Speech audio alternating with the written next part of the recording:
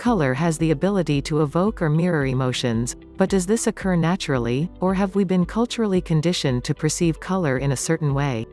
For instance, why do we view blue as sadness or red as anger?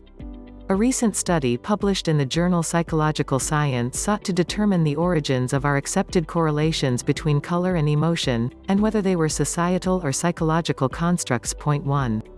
For the study, 4,598 participants from 30 different countries who spoke 22 different languages were tested on their color associations.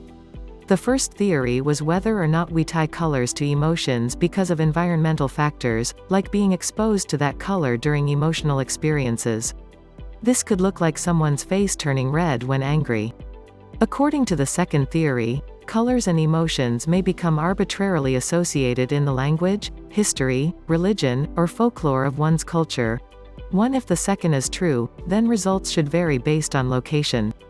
Measuring color and emotion to test these hypotheses, study participants used the Geneva Emotion Wheel, an empirical tool for measuring feelings and emotions, and were instructed to choose which emotions came to mind for each color.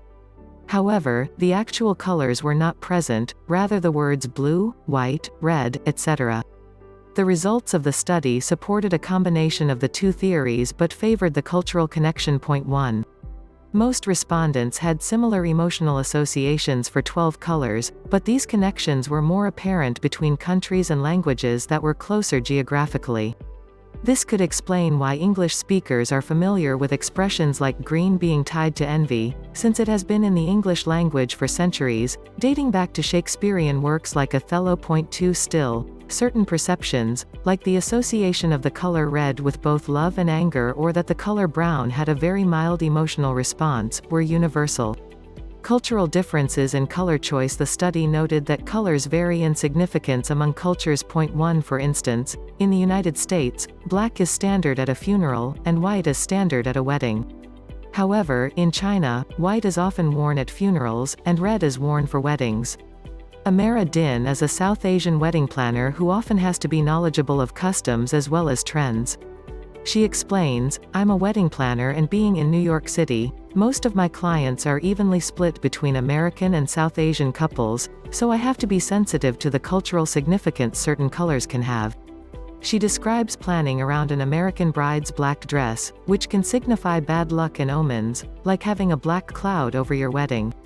Red is also considered a taboo color in American weddings, whereas South Asian brides are expected to wear red. Red is a nod to Hinduism, where it symbolizes luck, prosperity, and fertility.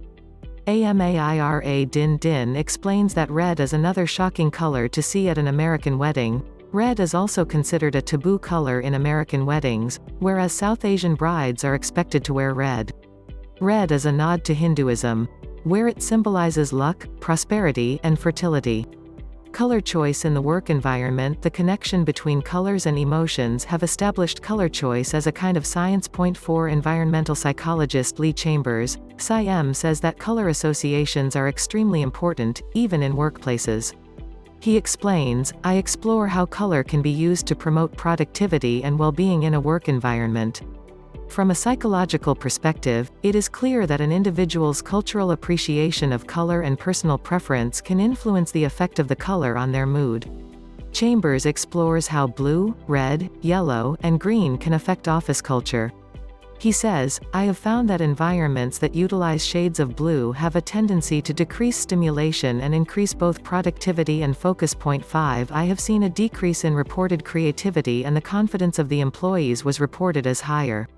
In addition, happiness had increased by index, going against the cultural blue as sadness narrative from some cultures. From a psychological perspective, it is clear that an individual's cultural appreciation of color and personal preference can influence the effect of the color on their mood. Lee Chambers, PSYM. It makes sense that red can provoke positive and negative emotions since it signifies love and passion, as well as danger and anger. Based on his observations, Chambers reports, "A red environment was highly stimulating and created a level of energy which increased agitation and volatility," leaving one employee referencing the fact that the red wall made him feel aggressive. 6. Chambers also reports that yellow can boost creativity and learning, but fatigue the eyes after a while. He also explains that shades of green are common in his work.